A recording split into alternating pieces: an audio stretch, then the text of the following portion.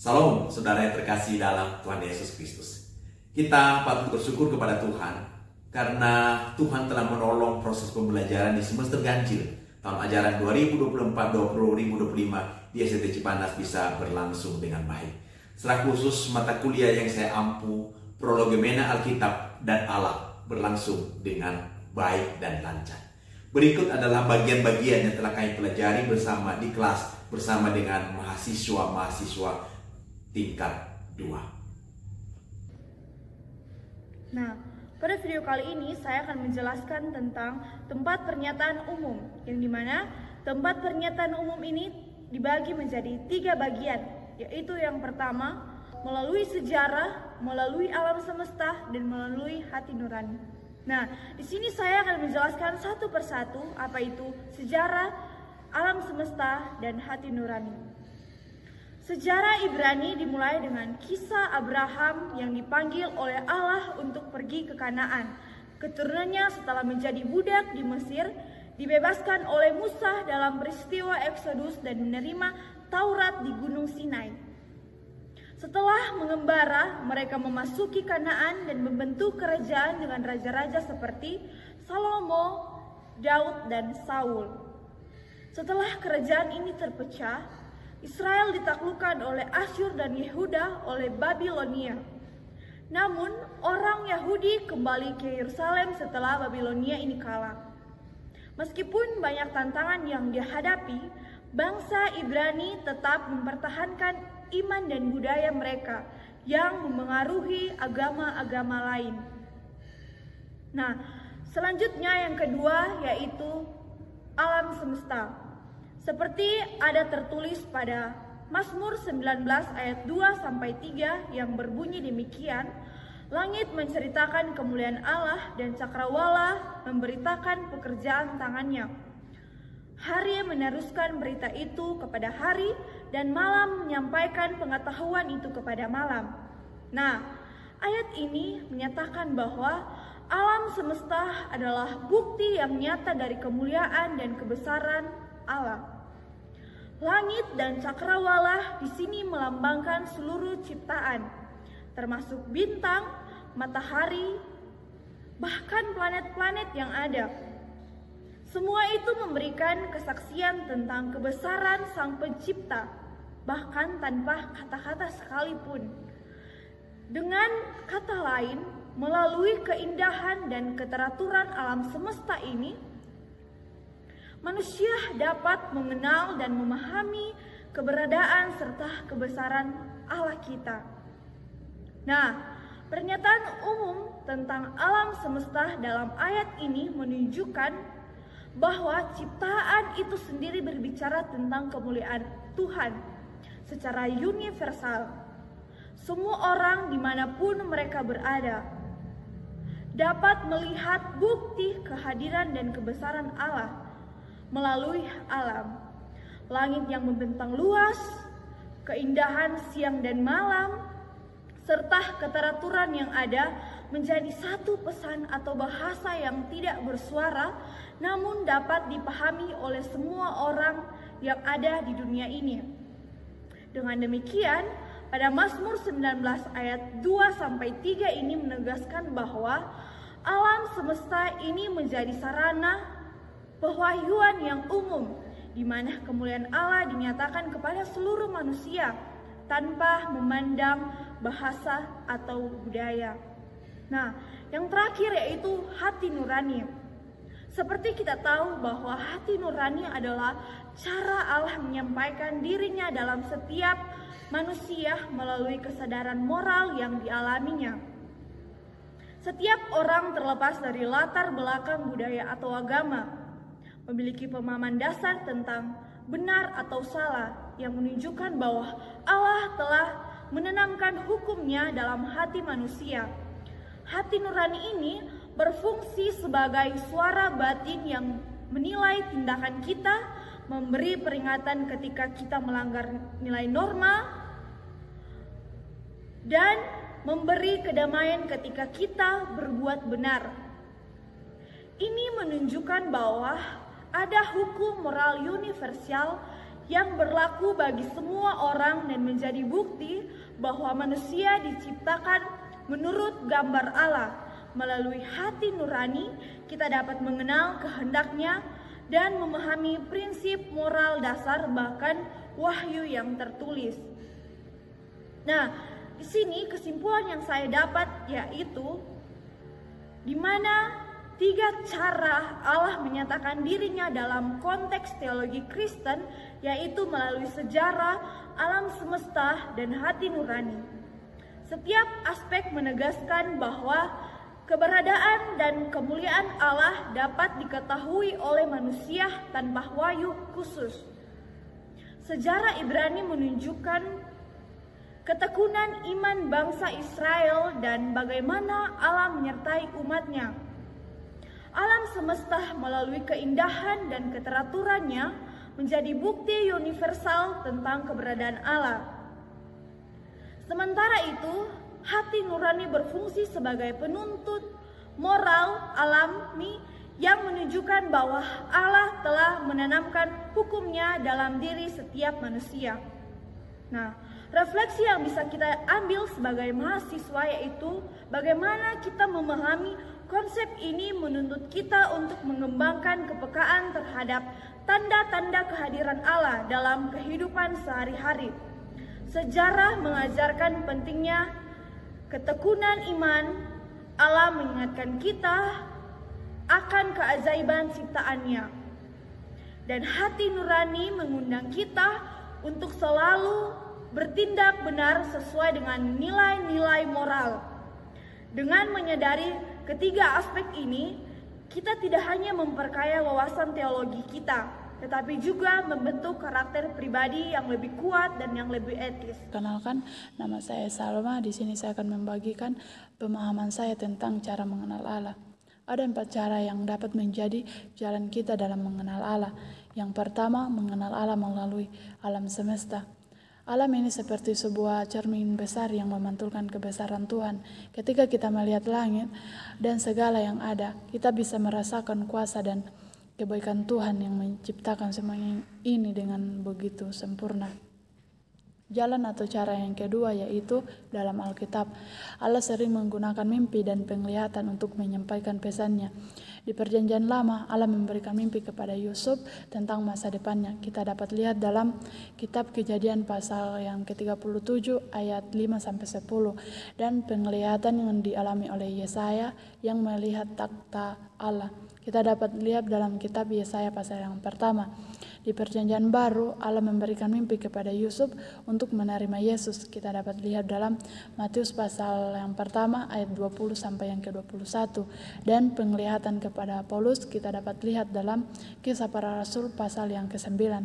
Mimpi dan penglihatan ini adalah cara Allah berkomunikasi dengan manusia.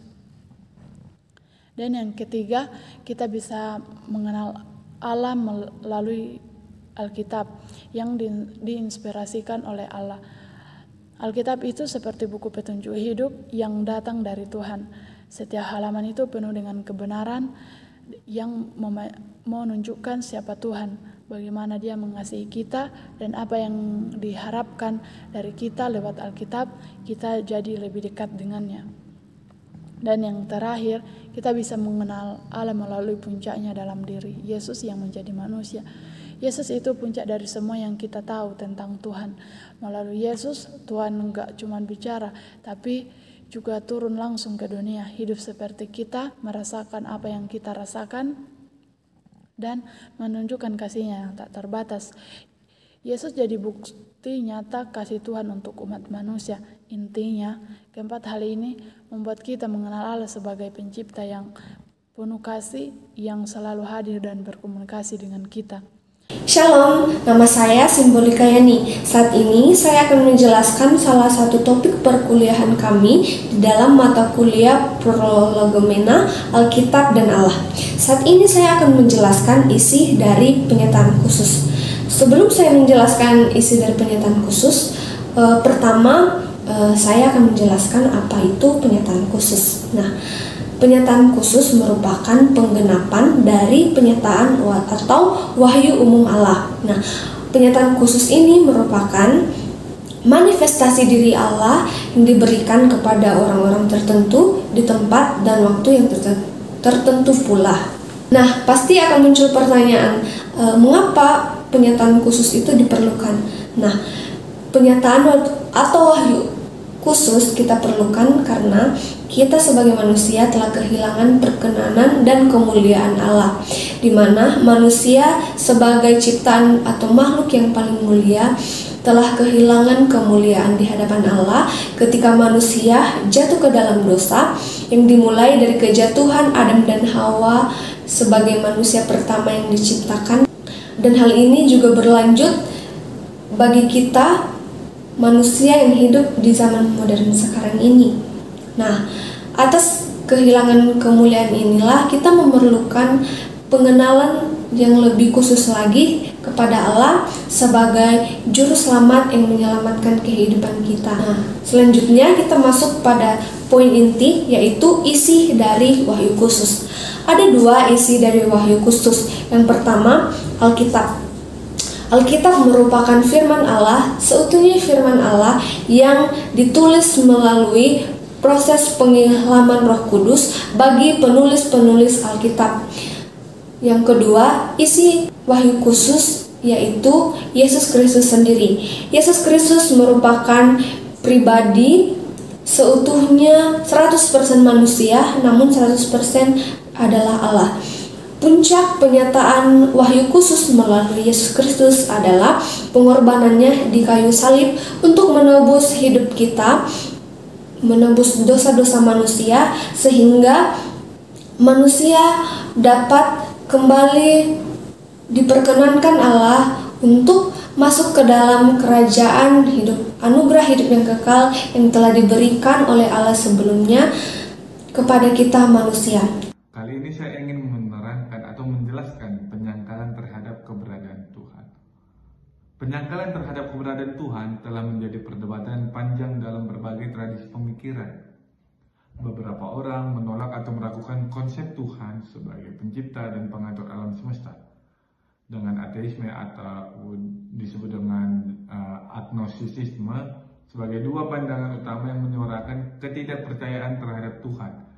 Nah, kalau ateisme itu menegaskan bahwa Tuhan itu tidak ada, sementara agnostisisme itu menganggap bahwa manusia tidak dapat mengetahui dengan pasti apakah Tuhan itu ada. Nah, kedua pandangan ini mencerminkan pencarian rasional dan ilmiah terhadap dunia yang seringkali berhadapan dengan pandangan agama yang berlandaskan wahyu ilahi. Nah, ateis dengan pandangan penyangkalan untuk mutlak secara tegas menolak keberadaan Tuhan, berargumen bahwa tidak ada bukti rasional atau empiris yang mendukung klaim tersebut. Mereka meyakini bahwa segala hal dunia ini dapat dijelaskan melalui hukum dan ilmu pengetahuan dengan tanpa campur tangan Tuhan gitu. Sedangkan penolakan ini berasal dari keyakinan bahwa konsep Tuhan itu adalah ilusi manusia yang tidak memiliki dasar nyata. Ateisme dapat dibagi menjadi dua kelompok, yaitu ateis teoritis dan ateis praktis. Nah, yang masing-masing memiliki pendekatan berbeda terhadap penyangkalan terhadap Tuhan. Nah, yang pertama ateis teoritis. Ateis teoritis ini adalah mereka yang menolak keberadaan Tuhan berdasarkan proses pemikiran dan argumen rasional yang sangat mendalam. Mereka berpendapat bahwa klaim tentang Tuhan tidak dapat dibuktikan secara ilmiah atau logis, dan oleh karena itu tidak dapat diterima sebagai kebenaran. Nah, ateis praktis di sisi lain tidak secara aktif menolak Tuhan, tetapi hidup seolah-olah Tuhan itu tidak ada, mengabaikan aspek-aspek spiritual atau moral dalam kehidupan mereka. Kehidupan mereka lebih fokus pada pencapaian pribadi dan kenyamanan duniawi tanpa merujuk pada konsep ketuhanan yang spiritualitas. Sedangkan agnostisisme itu adalah pandangan filosofis yang meragukan kemampuan manusia untuk mengetahui secara pasti apakah Tuhan ada atau tidak. Nah, para penganut agnostisisme ini berpendapat bahwa pertanyaan mengenai Tuhan tidak dapat dijawab dengan kepastian, dan mereka memilih untuk tetap tidak untuk kepastian. Nah, walaupun agnostisisme ini menekankan ketidakmampuan manusia untuk mengetahui kebenaran tentang Tuhan, pandangan ini seringkali dikritik oleh yang meyakini bahwa pengalaman spiritual dan bukti alam semesta memberikan pemahaman yang jelas tentang Tuhan. Nah, ini tentang pemahaman yang jelas tentang Tuhan. Bagi banyak orang beriman, keberadaan Tuhan bukanlah sesuatu yang bisa dibuktikan dengan cara ilmiah, tetapi melalui wahyu dan pengalaman hidup. Nah, menurut tanggapan saya bahwa ateisme dan agnostisisme ini berhadapan dengan keyakinan banyak orang bahwa Tuhan itu ada dan berkuasa atas segala sesuatu. Keberadaan Tuhan bukanlah sesuatu yang bisa dibantah hanya berdasarkan pandangan manusia sempit, karena Tuhan sendiri yang menyatakan dirinya melalui firman dan karyanya. Oleh karena itu, kita diajak untuk membuka hati dan mempercayai sepenuhnya bahwa Tuhan itu ada gitu, serta memuliakannya dengan hidup yang berkenan di hadapannya. Shalom. Pada saat ini saya akan menjelaskan materi saya tentang penyangkalan terhadap keberadaan Allah.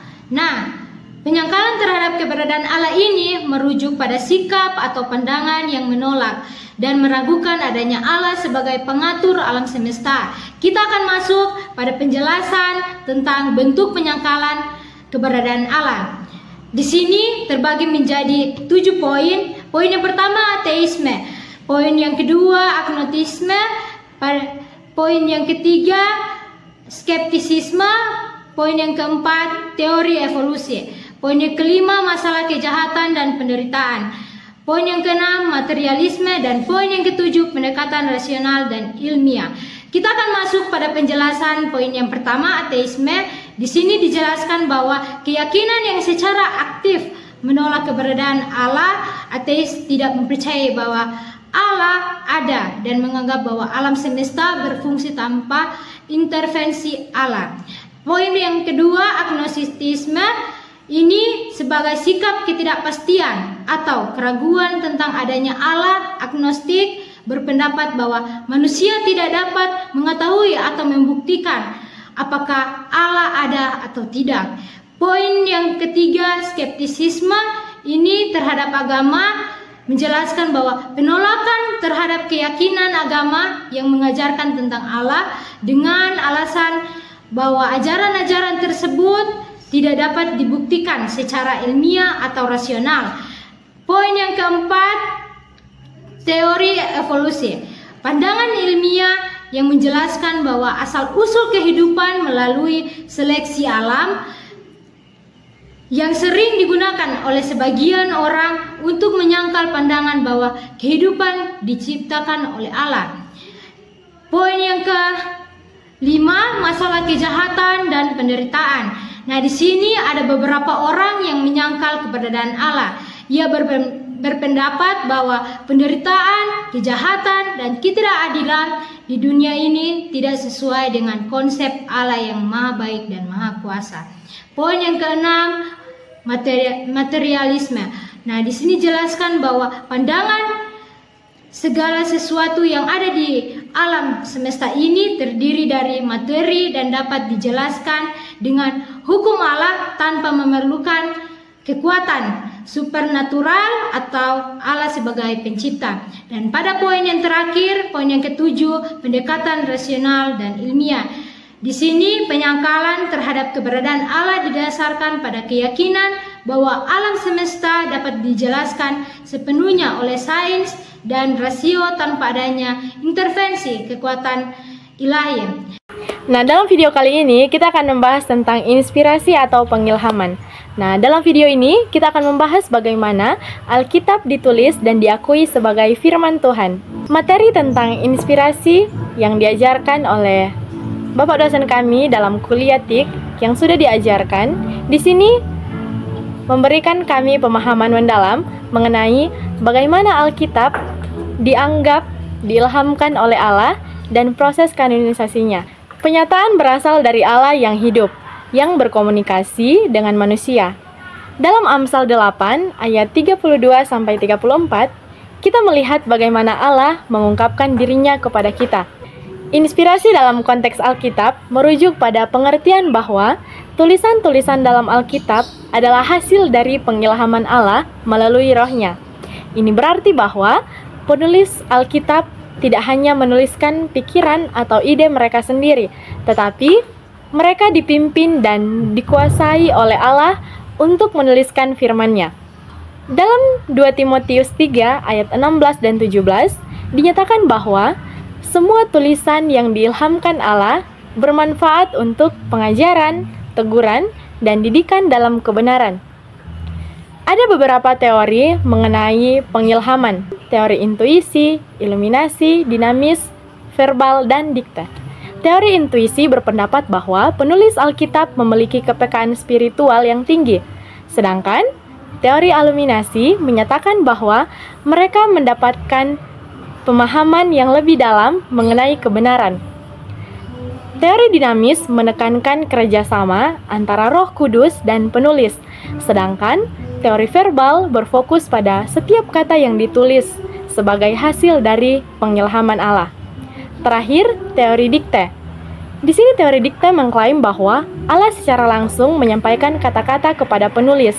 Pengajaran yang benar tentang inspirasi mencakup dua aspek utama, yaitu inspirasi plenari yang berarti bahwa seluruh Alkitab diilhamkan oleh Allah, dan inspirasi verbal yang menunjukkan bahwa setiap kata dalam Alkitab juga merupakan hasil dari pengilhamannya.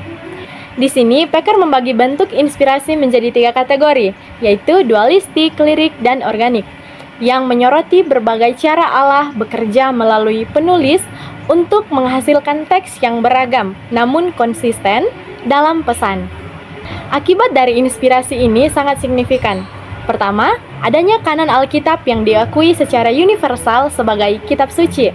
Kedua, kesatuan berita di seluruh kitab yang menunjukkan bahwa meskipun ditulis oleh banyak penulis dalam berbagai konteks, tetap ada benang merah dalam ajaran dan tujuan.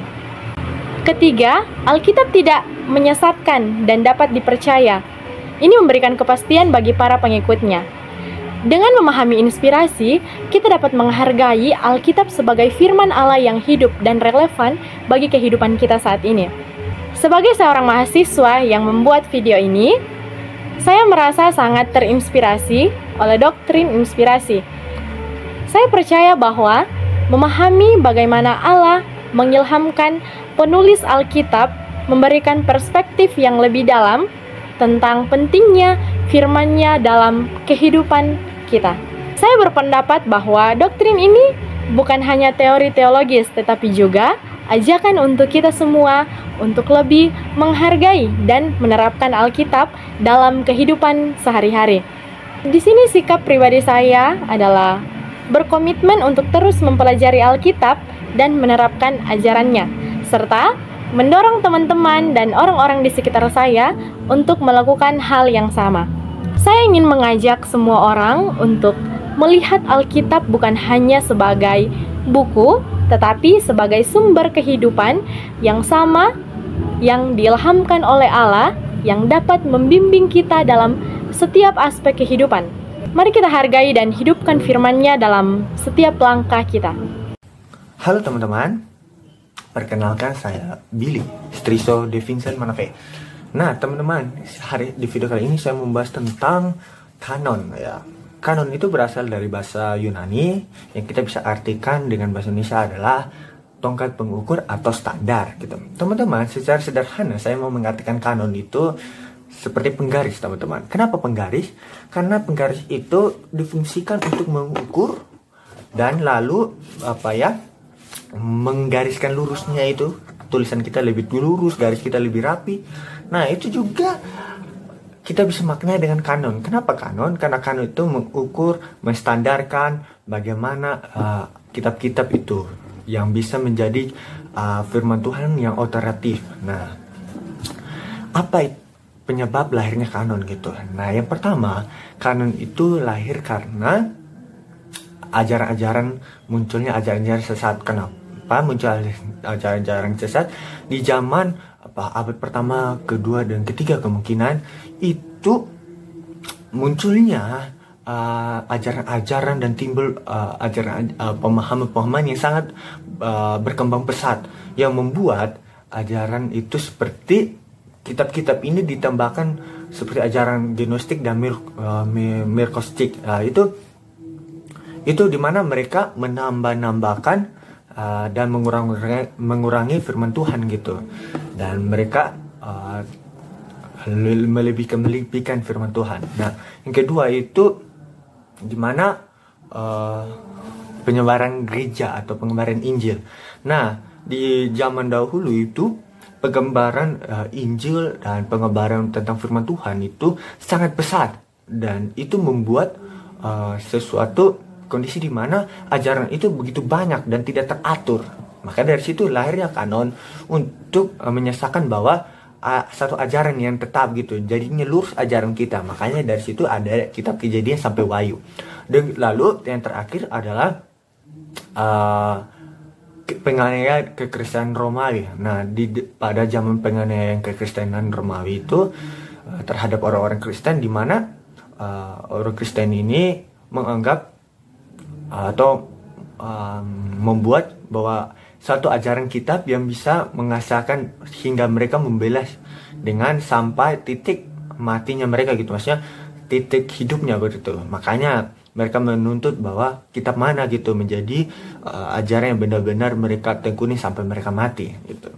Nah, secara singkat seperti itu teman-teman. Nah, sikap saya terhadap kanon ini bahwa yang pertama, firman Tuhan itu benar dan memang nyata, dan itu sering kita bisa dalami dalam hidup kita. Tapi kalau kita kaitkan dengan kanon ini, pasti ada bentuk pengukuran dan bentuk standar di mana kita harus mengukur gitu. Nah, secara sederhana teman-teman, saya mau mengajak bahwa kanon kita harus fungsikan dalam diri kita. Nah, sikap saya yang pertama, saya mengukur pola pemikiran kita berdasarkan Alkitab. Saya mengukur bahwa pemahaman saya harus berdasarkan Alkitab dan kembali juga dari Alkitab. Lalu kita harus selaras dengan Alkitab. Itu pemberitaan firman Tuhan, atau apapun yang kita sampaikan harus selaras dengan firman Tuhan. Lalu teman-teman, pesan saya terhadap dari kanon ini yang saya dapat, yang pertama, kita harus baca Alkitab rutin. Kenapa baca Alkitab rutin? Karena kita bisa lebih dalam mengenal firman Tuhan. Kedua, kita harus merundunginya. Dan ketiga, kita harus melakukannya. Dan keempat, kita harus tetap rendah hati. Ya, salam saudara, di era postmodern ini ketidakbersamaan Alkitab atau yang disebut dengan ineransi itu masih banyak dipertentangkan. Nah, apa sih itu ineransi? Nah, ineransi adalah suatu doktrin yang berkeyakinan bahwa Alkitab dari Perjanjian Lama sampai dengan Perjanjian Baru itu benar-benar firman Allah dan tidak memiliki kesalahan dalam teks aslinya atau naskah aslinya. Nah, Calvert memandang Alkitab bahwa Alkitab hanya berisi tentang kesaksian perbuatan Kristus. Sedangkan Agustinus berkeyakinan bahwa Alkitab itu Allah lah yang menjadi penulis utama, bersamaan dengan Roh Kudus yang menuntun penulis untuk menulis firman-Nya. Nah, di sini juga penulis memiliki peranan penting sehingga Allah memilih dalam latar belakang yang bervariasi. Nah, di zaman sekarang juga memiliki persoalan yang kini menimbulkan kritikan tentang Alkitab, yaitu yang namanya high criticism dan lower criticism. Nah, hal yang tersebut itu dipakai oleh para sarjana. Nah, contohnya Benedict de Spinoza mengatakan bahwa dalam 1 Samuel 15 ayat yang ke-29 dia menafsir atau menginterpretasikan bahwa Samuel menyangkal Tuhan pernah bertobat, sedangkan Yeremia menyatakan bahwa Tuhan benar-benar bertobat. Itu terdapat dalam Yeremia pasal yang ke-18 ayat 8 sampai dengan 10. Nah, menurut Spinoza, hal tersebut bertentangan satu sama lain, sehingga dia memiliki suatu pendapat yang berbeda. Nah, para kaum lower criticism dan high criticism itu memang mempunyai kritikan yang tinggi tentang Alkitab dan memiliki pandangan yang dimulai dengan hal-hal negatif. Tetapi di sini saya lebih setuju dengan pendapat dari Martin Luther dan John Calvin yang menekankan bahwa Allah benar-benar atau sungguh berbicara pada umatnya, yaitu melalui firman yang didikte oleh para penulis melalui tuntunan Roh Kudus. Untuk itu, Alkitab harus ditafsirkan secara wajar dan benar berdasarkan kaidah penafsiran sesuai dengan metode berdasarkan sejarah dan tata bahasa. Sehingga perlu dipegang bahwa Alkitab itu dipakai untuk mengajar, untuk menyatakan kesalahan, untuk memperbaiki kelakuan, dan untuk mendidik orang dalam kebenaran. Itu terdapat dalam 2 Timotius pasalnya yang ketiga ayat yang ke-16 sampai dengan 17. Terima kasih. Shalom, perkenalkan nama saya Despira Nadia. Pada saat ini saya akan menjelaskan tentang definisi infallibility Alkitab. Infallibility merujuk pada konsep bahwa Alkitab tidak pernah gagal dalam tujuan utamanya, yaitu memandu umat manusia kepada kebenaran dan keselamatan. Ini berarti bahwa meskipun mungkin terdapat beberapa ketidaktepatan dalam detail tertentu, Alkitab tetap dapat diandalkan dalam hal-hal yang menyangkut iman dan moral. Di sini juga membahas mengapa infallibility penting. Alasan mengapa infallibility Alkitab penting adalah karena ini memberikan keyakinan kepada pembaca bahwa Alkitab dapat diandalkan sebagai sumber petunjuk hidup. Dalam dunia yang penuh dengan informasi yang bertentangan, pemahaman bahwa Alkitab memiliki otoritas membantu kita untuk menemukan arah dan tujuan yang jelas. Aspek yang perlu dipertimbangkan saat membahas infallibility Alkitab adalah penting untuk mempertimbangkan konteks di mana teks-teks ini ditulis. Alkitab ditulis dalam berbagai budaya dan waktu yang berbeda. Dan memahami konteks ini dapat membantu kita menghargai pesan yang ingin disampaikan. Ini juga mengingatkan kita bahwa Alkitab bukan sekadar dokumen historis, tetapi juga merupakan kitab yang hidup dan relevan bagi kehidupan kita saat ini. Nah, pendapat pribadi saya, secara pribadi saya merasa bahwa konsep infallibility Alkitab memberikan saya ketenangan dalam menjalani hidup. Ketika saya menghadapi tantangan atau kebingungan, saya menemukan bahwa prinsip-prinsip yang diajarkan dalam Alkitab selalu memberikan bimbingan yang tepat. Ini memberi saya keyakinan bahwa meskipun saya mungkin tidak memahami segala sesuatunya, saya dapat percaya pada kebenaran yang terkandung di dalamnya. Shalom, selamat malam. Saya Yolanda. Di sini saya akan mencoba menjelaskan mengenai tentang atribut Allah atau communicable attributes yang dapat ditemukan dalam makhluk ciptaannya sendiri, yaitu manusia.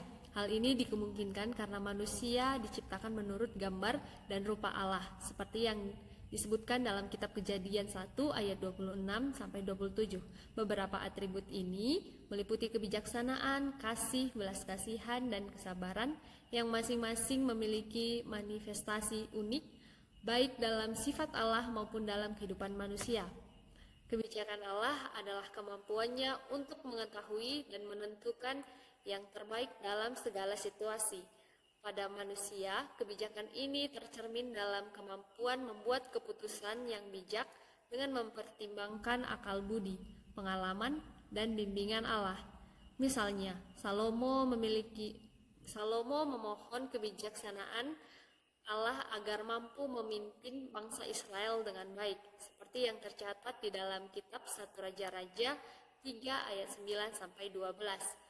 Dalam kehidupan sehari-hari, manusia juga dipanggil untuk mencari hikmat Allah melalui doa, pembelajaran, dan perenungan atas firman-Nya sebagaimana yang diingatkan dalam Amsal 3 ayat 5 sampai 6. Yang berikutnya kasih. Kasih adalah inti dari karakter Allah, seperti yang dinyatakan dalam 1 Yohanes 4 ayat 8. Allah menunjukkan kasih-Nya dengan menyelamatkan umat manusia melalui Kristus. Sebuah tindakan yang puncaknya terlihat dalam Yohanes 3 ayat 16. Dalam diri manusia, kasih ini diwujudkan dalam hubungan yang penuh kasih kepada sesama dan kepada Allah. Sebagai tanggapan, kita dipanggil untuk mengasihi Allah dengan segenap hati dan mengasihi sesama seperti diri sendiri, sebagaimana yang diajarkan dalam kitab Injil Matius 22 ayat 37 sampai 39. Yang ketiga, belas kasihan Allah tampak dalam kerelaannya untuk mengampuni dosa dan menunjukkan kasih kepada mereka yang lemah dan menderita. Contoh nyata dari belas kasihan Allah terlihat dalam tindakan Yesus yang menyembuhkan orang sakit dan menjangkau para pendosa seperti yang diceritakan dalam Injil Matius 9 ayat 36. Manusia juga diajak untuk meneladani sikap atau sifat ini dengan bermurah hati dan mengampuni orang lain. Sebagaimana Allah mengampuni kita seperti yang diajarkan dalam Injil Lukas 6 ayat 36. Nah, yang keempat, yang terakhir, kesabaran Allah tercermin dalam kesediaannya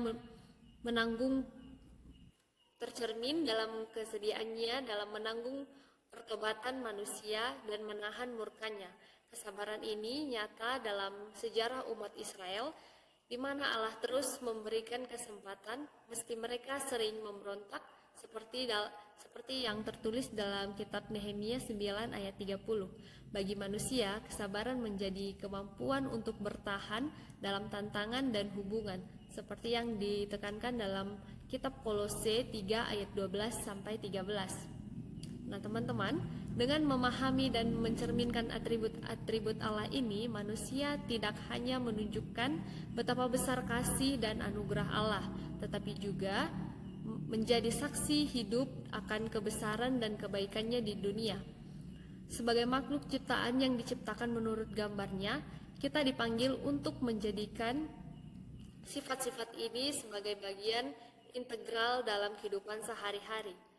Atribut-atribut Allah ini mengajarkan banyak hal tentang bagaimana seharusnya hidup yang baik sebagai manusia. Pertama, kebijaksanaan, mengingatkan kita untuk tidak hanya mengandalkan pemahaman sendiri, tetapi selalu mencari hikmat dari Allah. Kemudian kasih Allah yang tanpa syarat seharusnya bisa membuat kita tersadar dan mau berusaha untuk mengasihi orang lain, meskipun hal itu tidaklah mudah. Lalu belas kasihan seharusnya bisa mendorong kita untuk mau belajar lebih peduli kepada orang lain, terutama yang lemah dan membutuhkan pertolongan kita, karena kita telah menerima begitu banyak belas kasihan dari Allah. Yang terakhir, kesabaran yang terkesan sangat sulit, namun menuntut kita untuk tidak cepat menyerah, baik dalam menghadapi tantangan hidup maupun dalam menghadapi dan walaupun dalam memahami dan memaafkan orang lain. Melalui atribut-atribut ini, saya diingatkan bahwa hidup sebagai gambar Allah bukanlah tentang kesempurnaan, tetapi tentang terus bertumbuh dalam mencerminkan sifat-sifat di setiap aspek kehidupan saya. Ini adalah panggilan yang besar, tapi juga merupakan undangan yang penuh kasih untuk hidup lebih dekat dengannya. Shalom, saya Hosana Gabriela Pangaribuan. Di sini saya akan membahas tentang aseitas. Makna aseitas adalah sifat Allah yang menunjukkan bahwa Dia ada pada dirinya sendiri, tanpa tergantung pada siapapun atau apapun. Dalam bahasa sederhana, aseitas berarti bahwa Allah adalah eksistensi mandiri. Dia tidak pernah diciptakan dan keberadaannya tidak berasal dari luar dirinya. Dengan kata lain, Allah adalah penyebab utama dari segala sesuatu, tetapi keberadaannya tidak memiliki penyebab. Konsep ini membedakan Allah dari seluruh ciptaan yang ada di dalam alam semesta, baik itu manusia, hewan, tumbuhan, bahkan planet dan bintang.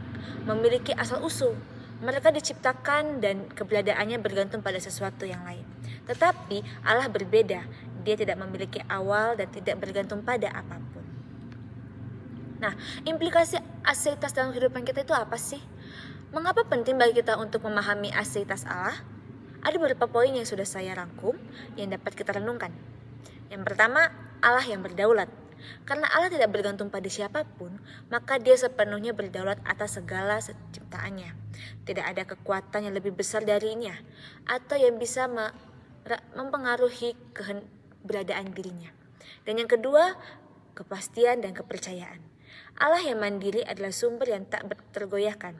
Dalam kehidupan yang penuh ketidakpastian, kita bisa percaya pada Allah yang keberadaannya tidak berubah dan tidak pernah bergantung pada hal-hal fana. Dan yang terakhir adalah pujian kepada Sang Pencipta. Menyadari bahwa Allah adalah sumber segala sesuatu mendorong kita untuk memuji dan menyembah Dia. Dialah satu-satunya yang layak disembah karena hanya Dia yang benar-benar mandiri dan tidak bergantung pada siapapun. Nah, pemahaman tentang aseitas Allah mengajarkan kita bahwa Dia adalah satu-satunya yang benar-benar kekal dan mandiri. Sifat ini membawa kita kepada kekaguman yang lebih dalam terhadap Allah dan rasa syukur atas hubungan yang bisa kita miliki dengannya. Topik tentang aseitas Allah membuka pandangan yang sangat dalam tentang sifat Allah yang unik dan agung. Pemahaman bahwa Allah adalah secara mandiri tanpa bergantung pada siapapun atau apapun memberi gambaran yang jelas tentang kemahakuasaannya. Hal ini membuat kita merenungkan betapa Allah tidak terikat oleh waktu, oleh ruang, atau kondisi apapun yang membatasi manusia. Bagi saya, ini sangat relevan untuk mengingatkan bahwa iman kita tidak seharusnya bergantung pada keadaan dunia, melainkan pada Allah yang kekal dan tak tergoyahkan. Selain itu, aseitas Allah juga memberikan kenyamanan yang luar biasa. Menyadari bahwa Allah adalah sumber dari segala sesuatu dan keberadaannya tidak tergantung pada apapun, memberi kepastian di tengah hidup yang seringkali penuh dengan pengaruh dan ketidakpastian. Dalam perspektif ini, kita tidak hanya melihat Allah sebagai pencipta, tapi juga sebagai tempat perlindungan yang kokoh. Pengakuan atas sifat Allah ini tidak hanya membangun iman, tetapi juga menginspirasi rasa hormat yang lebih dalam doa dan penyembahan kita kepadanya. Pada kesempatan ini, saya akan memaparkan materi tentang atribut Allah yang disebut dengan self-existent dan immutability. Nah, atribut Allah yang disebut dengan self-existent dan immutability adalah dua sifat fundamental yang membedakannya dari makhluk ciptaannya. Mari sama-sama kita akan mendengarkan penjelasan mengenai kedua atribut tersebut. Yang pertama, atribut tentang self-existent. Nah, atribut self-existent merujuk pada kenyataan bahwa Allah tidak bergantung pada apapun atau siapapun untuk eksistensinya. Yang artinya Allah tidak membutuhkan sumber atau alasan di luar dirinya untuk ada, dan keberadaannya tidak dipengaruhi oleh waktu, ruang, atau kondisi lainnya. Allah adalah asas dari segala yang ada dan segala sesuatu di dunia ini bergantung padanya untuk eksistensinya.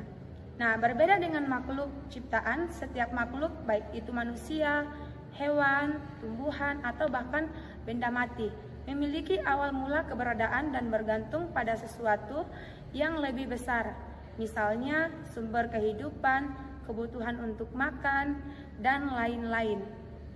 Untuk mempertahankan hidupnya, sementara itu Allah selalu ada dan berdiri sendiri tanpa memerlukan kondisi atau faktor eksternal apapun.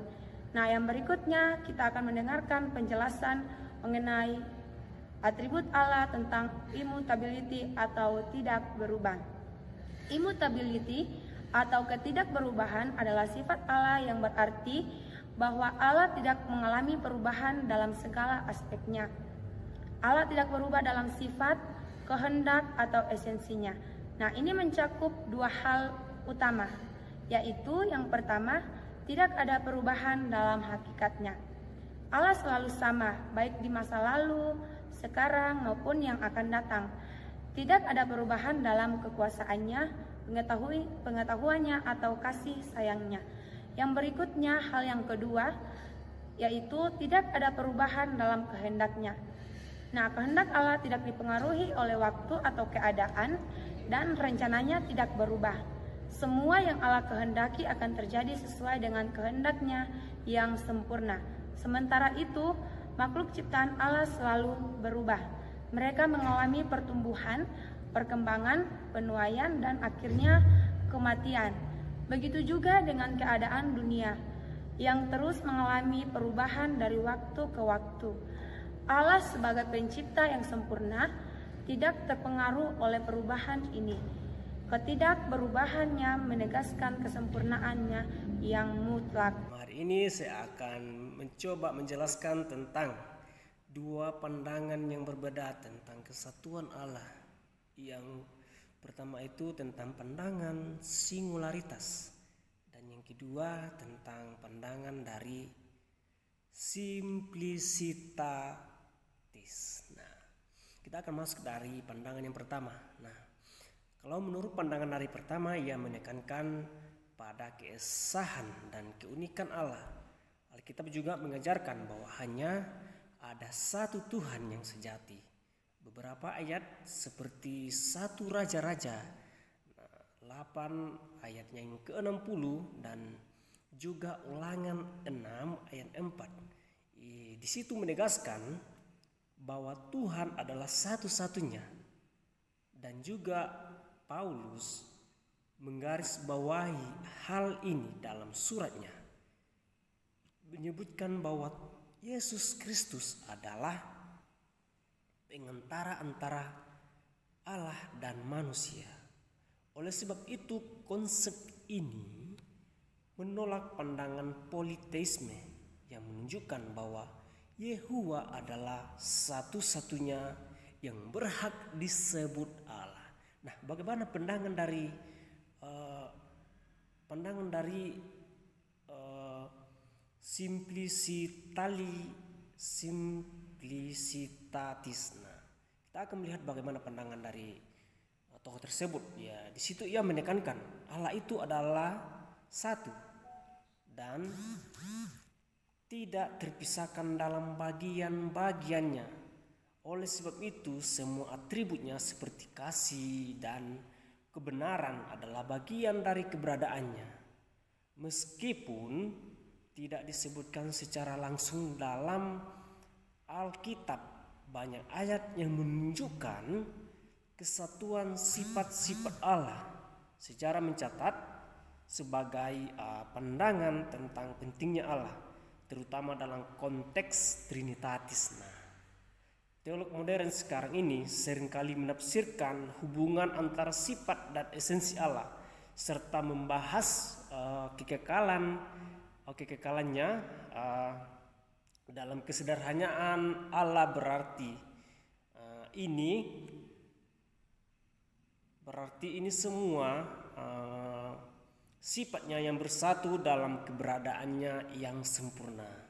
Nah, dari kesimpulan kedua tokoh tersebut ini, saya menyimpulkan bahwa Allah itu adalah satu yang unik dengan keesahan yang tidak dapat dipisahkan. Dalam Alkitab menegaskan bahwa hanya ada satu Tuhan sejati, dan semua atributnya bersatu dalam keberadaannya yang sempurna. Oleh sebab itu, konsep yang saya simpulkan ini dalam kedua pandangan tokoh tersebut, ia menolak adanya pandangan politeisme,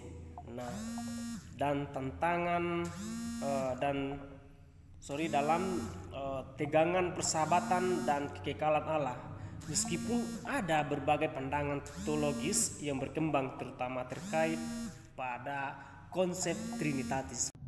Pada kesempatan ini, saya akan membahas tentang konsep Allah Tritunggal. Nah, konsep Allah Tritunggal ini di zaman sekarang sering menjadi perdebatan. Bahkan ada yang keliru memahami tentang konsep Allah Tritunggal ini. Ada yang mengatakan, kok Allah orang Kristen itu ada 3. Untuk itu, marilah sama-sama kita membahas tentang konsep Allah Tritunggal ini. Sejak zaman gereja mula-mula, konsep Allah Tritunggal ini telah diteguhkan. Salah satunya melalui pengakuan iman Konstantinopel. Pengakuan ini menyatakan bahwa Allah adalah satu esensi dengan 3 pribadi. Para bapak-bapak gereja dan tokoh-tokoh reformasi seperti John Calvin dan Louis Berkhof juga menegaskan tentang hal yang sama. John Calvin mengatakan konsep Allah Tritunggal ini adalah 3 yang dibicarakan. Masing-masing adalah Allah sepenuhnya. Tidak ada lebih dari satu Allah. Selanjutnya, menurut Louis Berkhof, ia mengatakan bahwa Allah Tritunggal ini adalah keberadaan yang bersifat 3 pribadi adalah suatu keharusan dari dalam diri Allah dan sama sekali bukanlah hasil dari pilihan Allah. Ia tidak bisa berada dalam sesuatu yang lain daripada 3 pribadi ini. Oleh karena itu, saya lebih dominan kepada pendapat ini. Karena Allah itu merupakan satu esensi 3 pribadi.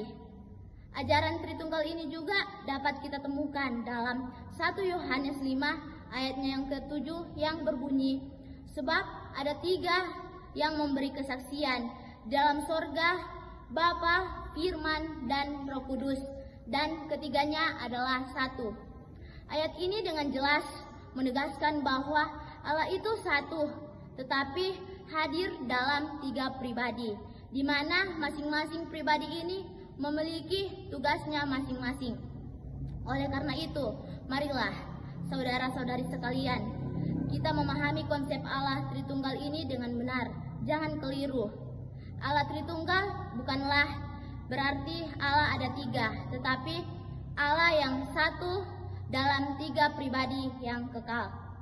Marilah kita menjaga pemahaman yang benar sesuai dengan ajaran Alkitab dan warisan yang diteruskan oleh Bapak Gereja dan tokoh reformasi. Shalom, perkenalkan nama saya Ribrisha Lisistra Merin Pasamboan, dan di video kali ini saya akan memaparkan materi tentang providence atau ketetapan pemeliharaan.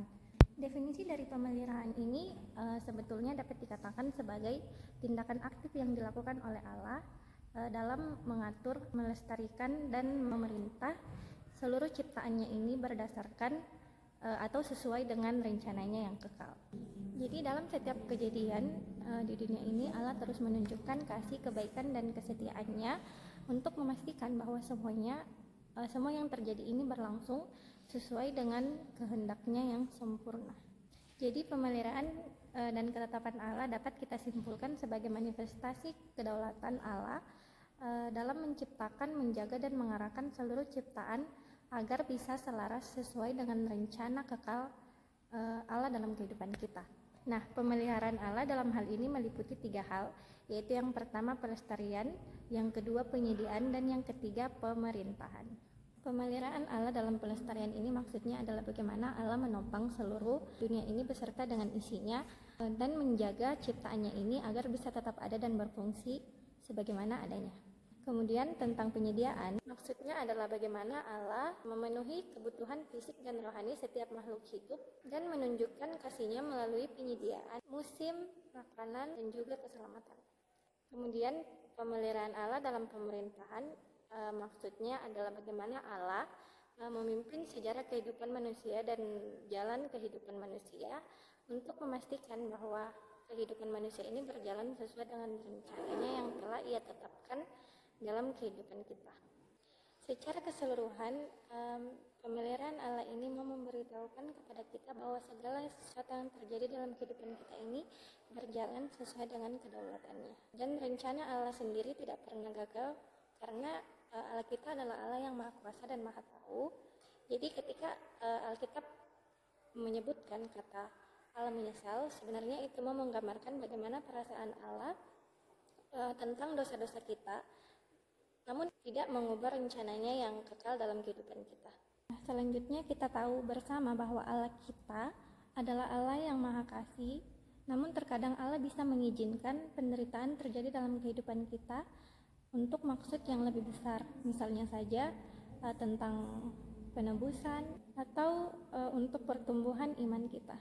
Dengan memastikan bahwa semuanya mendatangkan kebaikan bagi umatnya. Ini selaras dengan perkataan Alkitab dalam Roma pasal 8 ayatnya yang ke-28. Nah, Jadi pemeliharaan Allah ini sebenarnya adalah wujud kasih dan kesetiaan Allah yang sempurna dalam segala hal. Lalu sebagai ciptaan yang paling mulia, manusia dalam penciptaannya dipanggil menjadi rekan sekerja Allah dalam memelihara dan mengelola bumi, di mana Allah memberi tanggung jawab kepada manusia untuk mengusahakan dan memelihara bumi ini. Ini dapat kita lihat dalam Kejadian pasal 2 tentang penciptaan manusia, yang artinya bahwa manusia diberikan mandat untuk memelihara alam semesta ini, bukan merusaknya. Sebagai gambar Allah atau segambar dengan Allah, manusia memiliki kapasitas unik untuk bisa bekerja sama dengan Allah, khususnya dalam mewujudkan keseimbangan dan harmoni di dalam dunia. Nah, tanggung jawab ini meliputi beberapa hal, yaitu yang pertama adalah tentang pelestarian alam, di mana manusia diberikan tanggung jawab untuk memelihara segala macam hayati dan menjaga siklus ekosistem tetap berjalan. Kemudian yang kedua adalah pengelolaan dengan bijak, di mana manusia menggunakan segala sumber daya alam seperti air dan lain sebagainya dengan cara yang tidak merusak lingkungan agar kemudian dapat dirasakan oleh generasi yang mendatang. Kemudian yang ketiga adalah memulihkan yang rusak. Jadi maksudnya manusia di sini dipanggil untuk memperbaiki atau mengelola kembali kerusakan yang disebabkan oleh dirinya sendiri sebagai bentuk tanggung jawabnya. Nah, contoh nyata yang dapat kita lakukan untuk dapat memelihara alam ini, yang pertama adalah mengurangi sampah plastik. Jadi kita bisa menggunakan barang-barang yang lebih ramah lingkungan, misalnya saja tas belanja dari kain, menggunakan tumbler yang bisa dipakai berulang-ulang, dan lain sebagainya.